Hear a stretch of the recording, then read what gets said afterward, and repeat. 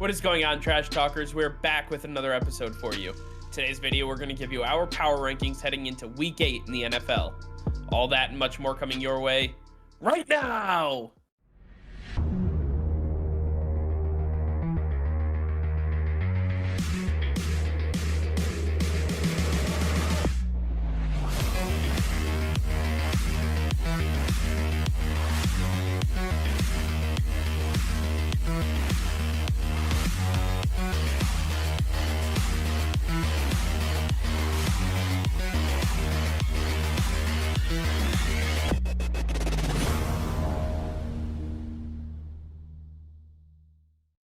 Hey Trash Talkers, over 85% of you are still not subscribed to the channel.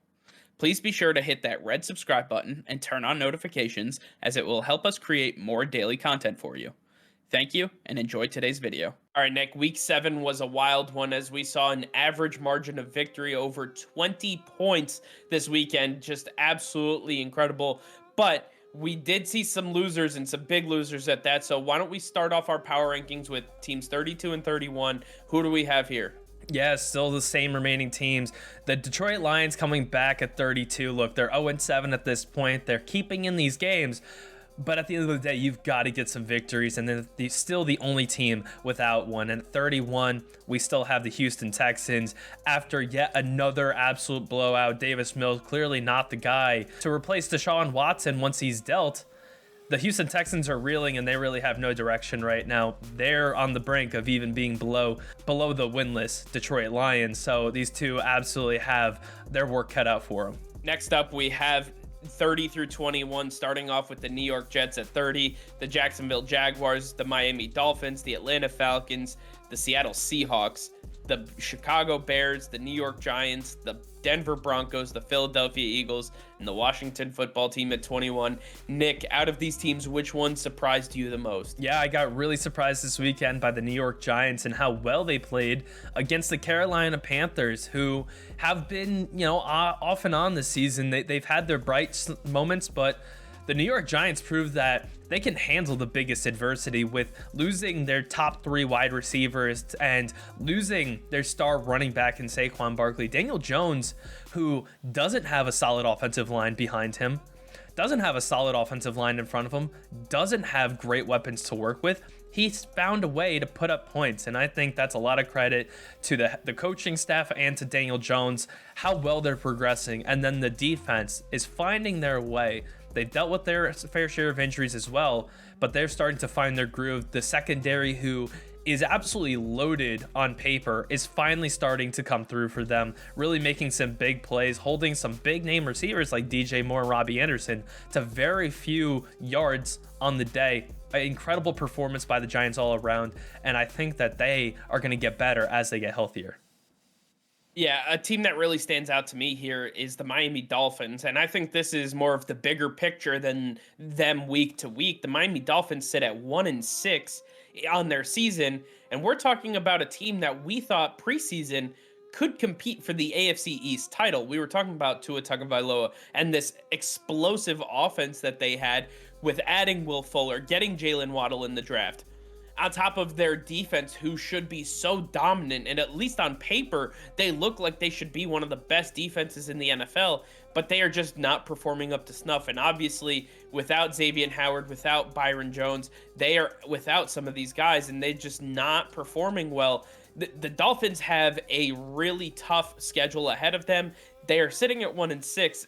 Them being at 28, it makes sense, but it's definitely surprising. Following that, we have numbers 20 through 11, starting off with the Pittsburgh Steelers, the San Francisco 49ers, the Carolina Panthers, the Indianapolis Colts, the Kansas City Chiefs at 16, the Cleveland Browns, the New England Patriots, the New Orleans Saints, the Minnesota Vikings, the Los Angeles Chargers at number 11. Nick, out of these teams, which one surprised you the most? Yeah, well, the New England Patriots clearly came to play against the New York Jets, not holding back whatsoever, even after Zach Wilson went down, and you knew for a fact that that game was over. They could continued to absolutely pour on the points. They just had no regard for the Jets' life at all. And you saw that the New England Patriots are not only becoming stronger every single week, But this is one of the more dynamic offenses in the NFL because they can go anywhere with the football, to their 2 tight ends, to their 3 to 4 wide receivers, their litany of running backs that they have, and they can find a way to score because Mac Jones is an absolutely incredible rookie quarterback who's playing at a high veteran level. And I think the Patriots are just on the brink of what they're going to be about. I know a lot of teams are hoping for the big rebuild, but unfortunately, it's not going to happen. The New England Patriots are picking the train right back up where Tom Brady left them, and they're not looking back. The New England Patriots were very close to being 6-1 on the season. They're at 3-4 right now, but they could still end the season as a potential wild card spot in the playoffs. I like the Patriots a lot, and I agree with you 100%, but a team that has really faltered this year and has the same record as them, the Kansas City Chiefs, and I feel like this is the elephant in the room. Everybody's talking about the Kansas City Chiefs. What happened to them? Well, I want to break it down just a little bit. We're talking about an offense that was so explosive for the last, 4 or 5 years. You're talking about Patrick Mahomes. You're talking about Tyreek Hill, Travis Kelce, and this offense. Well, without Sammy Watkins, they don't have that sure-handed underneath route outside of Travis Kelce. With Travis Kelce being covered now as the number 2 option, you have to rely on Tyreek Hill. Tyreek Hill's being covered deep down the field. Eric Bieniemy, Andy Reid, Patrick Mahomes, they are not taking what the defense is giving them. And at this point in time, the Kansas City Chiefs are struggling to move the ball, scoring only 3 points against the Tennessee Titans defense that lost to the New York Jets. Yes, the same Tennessee Titans defense. All their injuries, I understand they lost on offense, but this is the same defense that gave up 20 plus points to the New York Jets and only gave up 3 to the Kansas City Chiefs. This is something that really has to be talked about because the Kansas City Chiefs are not the same team we're used to. And this might be the new reality where they have to scrap and claw within their own division just to get a playoff spot.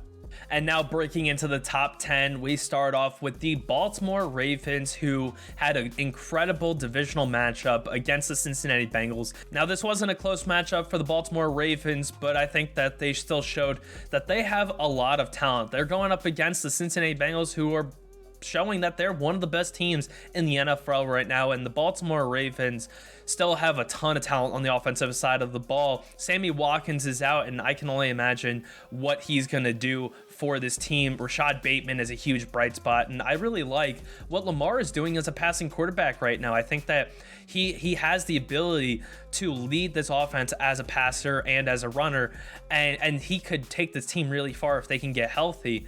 But the Baltimore Ravens have to figure out a way to play with the injuries because every team is dealing with them, and that is not going to be an excuse moving forward. You're getting into the heart, the meat of the season, and you've got to figure out a way to get past teams like the Cincinnati Bengals, because if you want to make it further in the playoffs like you have year over year, you've got to show that you have the depth on the roster and the coaching to get these players up to snuff. Otherwise, you're going to be the ones left out.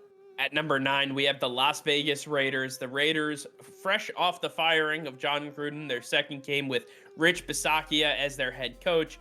This team looks completely different. It almost looks like they have a weight lifted off of their shoulders. They're playing free. They have a momentum to them. They almost feel like an actual team. It's just incredible. Josh Jacobs got involved in the passing game. Kenyon Drake really offsetting him well when he got injured and couldn't come back, running the ball effectively. This offensive line, even with their injuries, they were working hard. And at the end of the day, the Las Vegas Raiders lead the AFC West as the division leaders and are in striking distance to make the playoffs. They are incredible right now. They have done a great job through all the adversity they have faced, and they sit atop their division. They belong to be in the top 10 right now.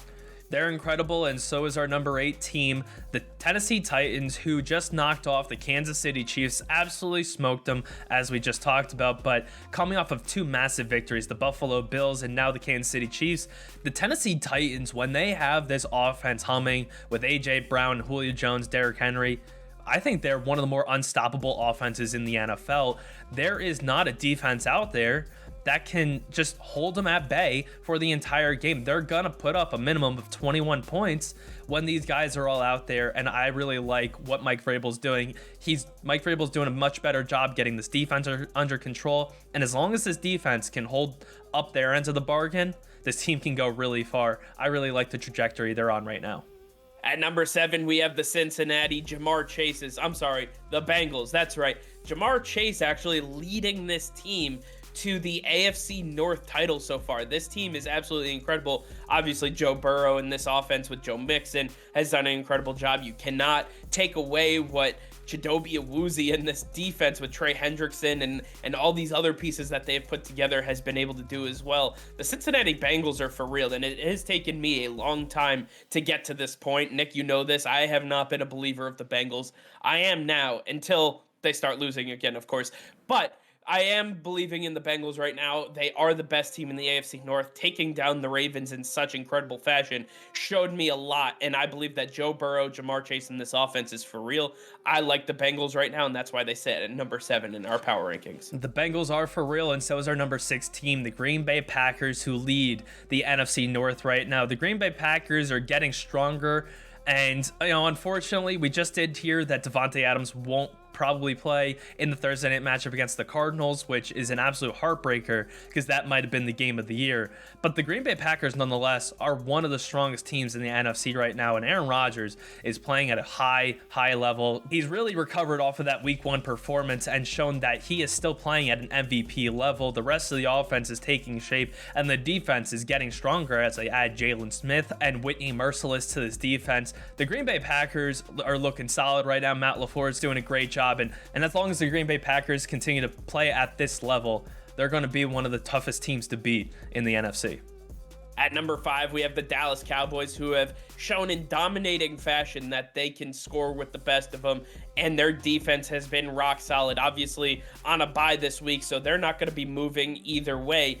But the fact remains that the Dallas Cowboys are one of the strongest teams. They play in a very easy division, so I expect them to win this division handedly. And then on top of that, they're going to compete with the Tampa Bay Buccaneers, the Los Angeles Rams, the Arizona Cardinals, and the Green Bay Packers for those top spots amongst the NFC's best.